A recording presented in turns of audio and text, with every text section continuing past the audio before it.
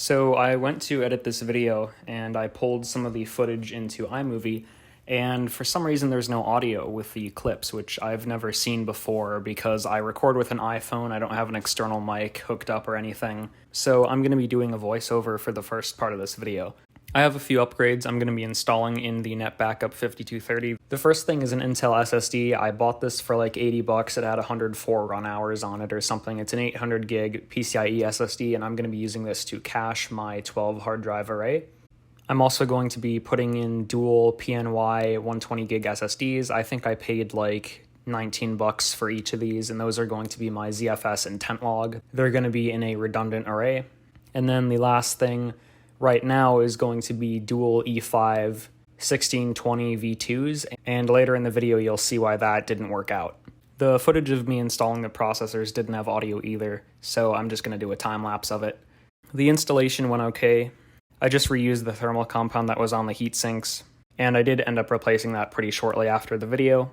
I also had an issue where I would tighten the screws on one side down too tight, and the screws on the other side wouldn't bite into the threads, and that was taken care of by just reseating the heatsink. So the CPUs are both installed, and the next thing I'm going to do is the Intel SSD. And I hate these brackets because you always have to put a bunch of force on them. But if we rotate that way and get the SSD, going to be going in this bottom slot, and just kind of press it in there, screw it down. It's a PCIe card, so we've all seen this done before.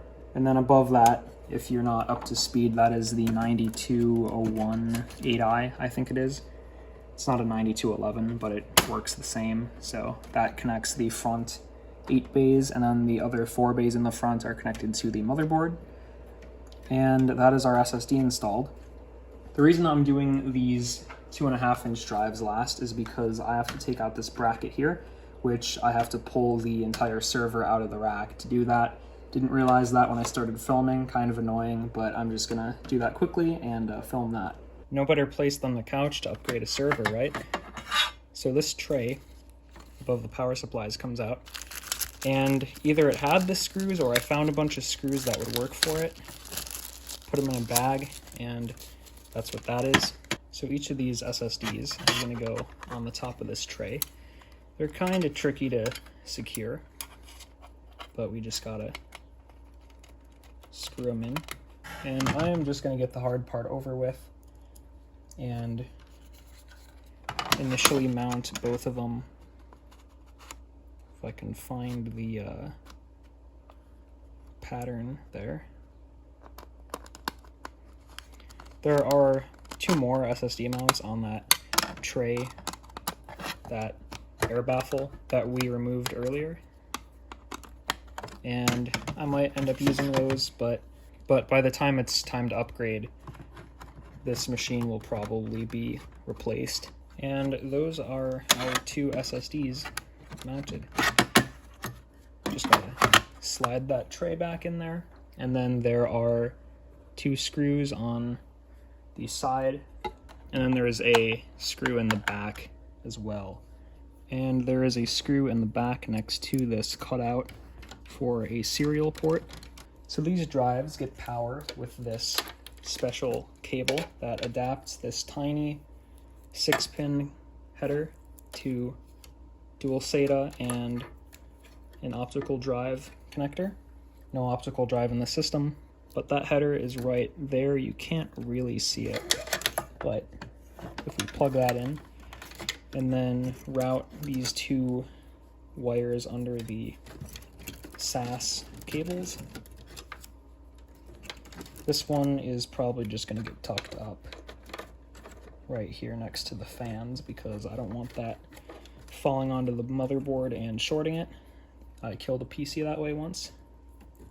And I'm going to plug in the SSDs, and then I'm just going to be using some generic SATA cables for the connection because I think the server is only SATA 2, and these will connect to those 2 ports in the middle of the screen. We can go ahead and lower in this airflow baffle. And the upgrades for this machine are done. So with the server put back together, we can hit that power button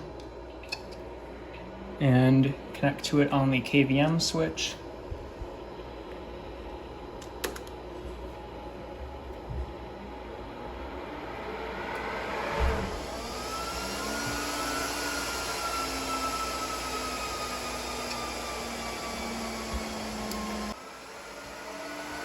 That was weird.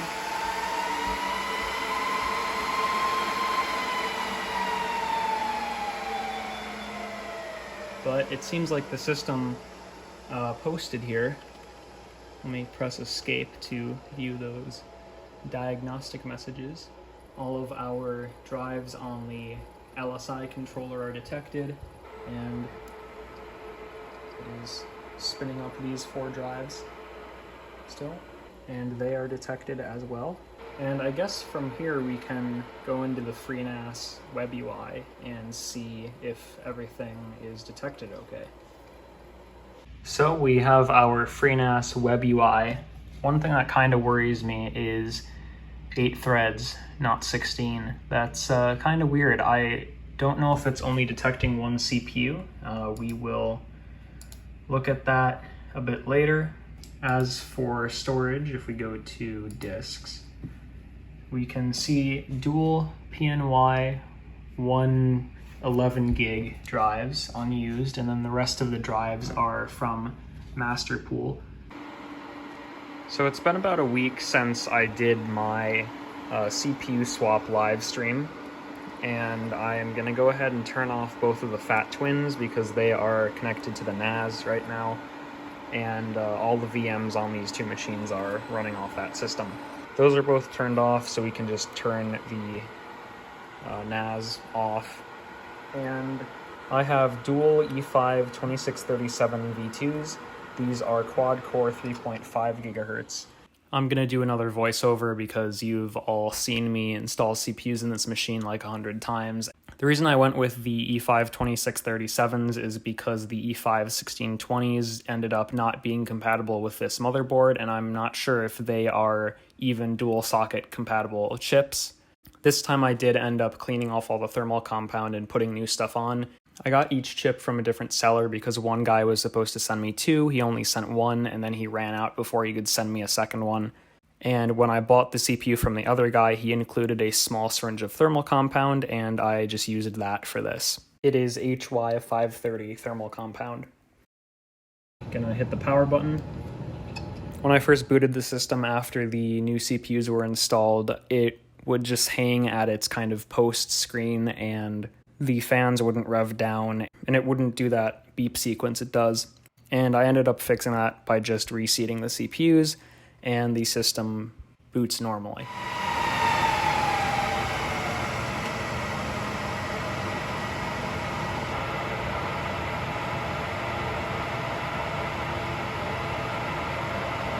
And if you remember, when this computer boots up, it usually gives a quick beep tone thing, and it hasn't done that. So that's kind of not concerning, but interesting. I'm gonna let it sit here and wait for that to happen. There are our CPUs, E5 2637 V2 at 3.5 gigahertz, 2 processors identified, and I'm gonna go upstairs and log into the FreeNAS Web UI. Xeon CPU E5 2637 V2 at 3.5 gigahertz, 16 threads. Temperatures are a little bit higher than they used to be, so we're running higher power processors. I wanted to upgrade the processors in this machine because it is my file server, and I was worried the low clock speed was going to be an issue for 10 gig file transfers.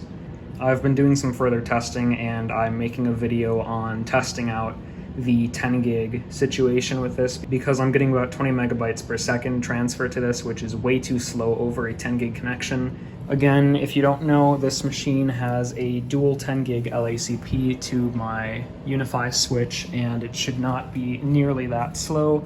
In testing, I determined the new processors don't really make a difference right now because in the video I'm going to release about testing that, you'll see that I just did a fresh install on all these machines, and the systems still get the same 20 megabyte per second issue over the LACP, and when the system isn't connected over a link aggregate, then it gets anywhere between 200 and 500 megabytes per second, which is to be expected for a untuned 10 gig system.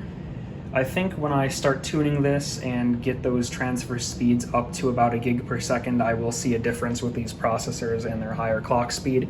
But for now, I guess we'll just have to wait for that video.